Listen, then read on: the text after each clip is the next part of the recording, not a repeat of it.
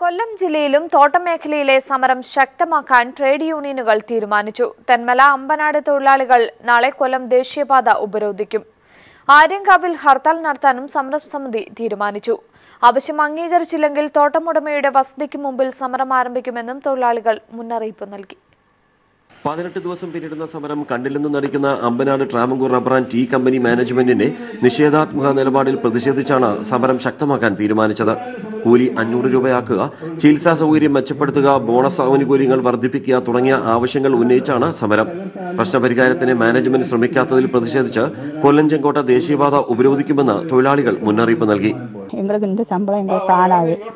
அதனால் எப்படியும் நாங்கள் மறிக்கும் காலம் வரை எங்களுக்கு இந்த சம்பளம் தந்தால் தான் நாங்கள் வேலைக்கு இறங்குவோம். അതുവരെ ഞങ്ങൾ വേലയ്ക്ക് ഇറങ്ങാൻ മാട്ടോം.